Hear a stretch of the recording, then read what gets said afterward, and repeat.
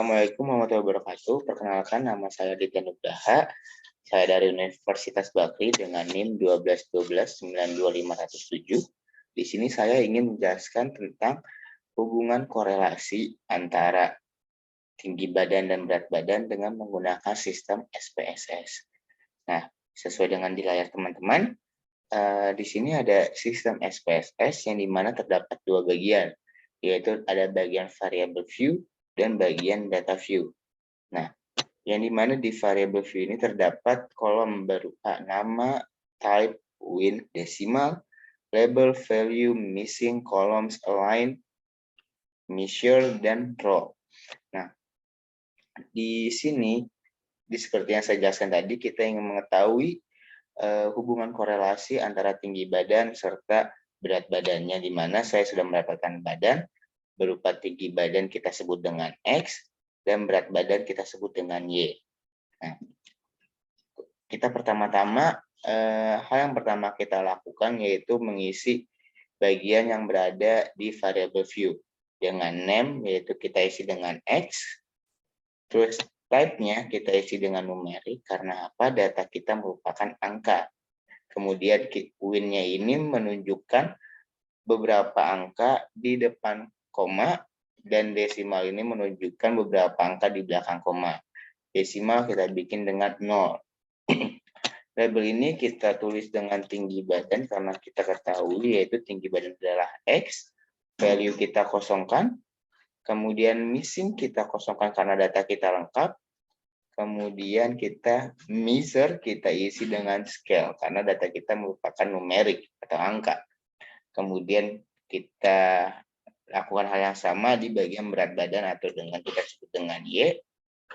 Numerik juga, desimal kita isi dengan 0, dan label kita isi dengan berat badan.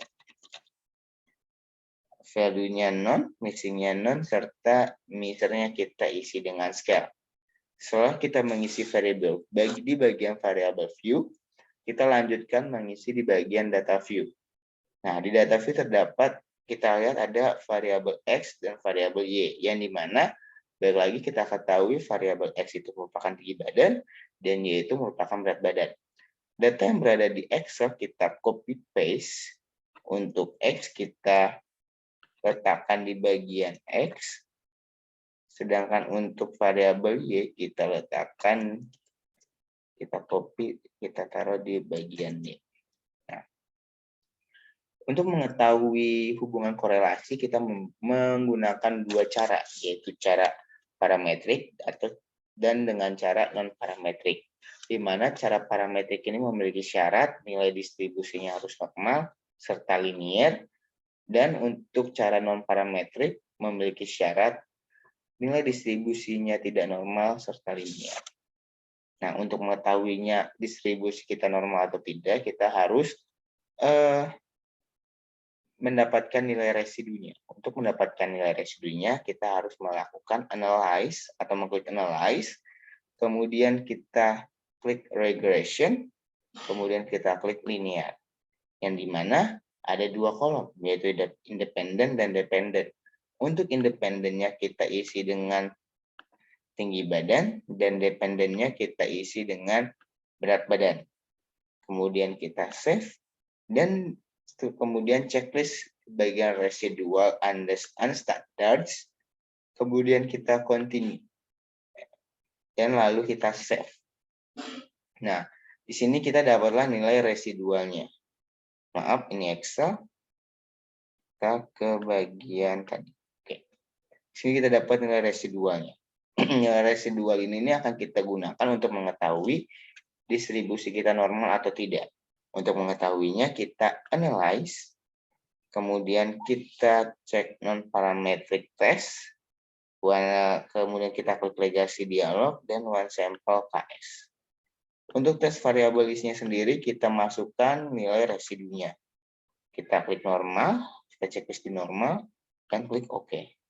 Nah, kita mendapatkan value kita sebesar 0,2, yang dimana sesuai yang kita ketahui ya, H0 merupakan distribusi tidak normal, sedangkan H1 merupakan distribusi normal. H0 ditolak H1 diterima jika nilai value-nya lebih besar dari 0,05. Kemudian H0 diterima, H1 ditolak jika nilai value-nya kurang dari 0,05. Karena kita mendapatkan nilai value-nya sebesar 0,2, yang dimana itu lebih besar dari 0,05, maka kita dapat menyimpulkan bahwa distribusi kita adalah normal dan linear. Distribusi kita normal. Maaf.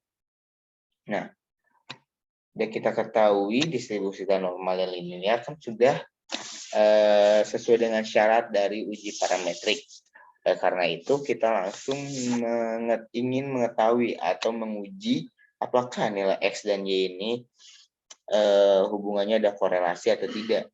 Itu dengan cara mengklik analyze, kemudian kita klik correlate, kita klik bivariate, and then variables-nya kita isi dengan tinggi badan serta berat badan. Untuk correlation coefficient-nya kita isi persen karena distribusi kita normal dan linear.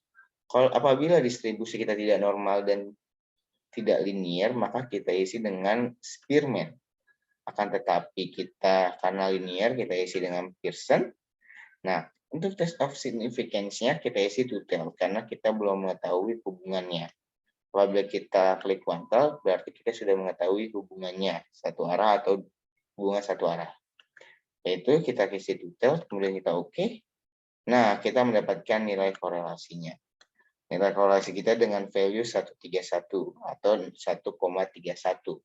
Yang dimana kita ketahui ya H0 itu merupakan distribusi korelasi tidak korelasi, H1 merupakan hubungan korelasi.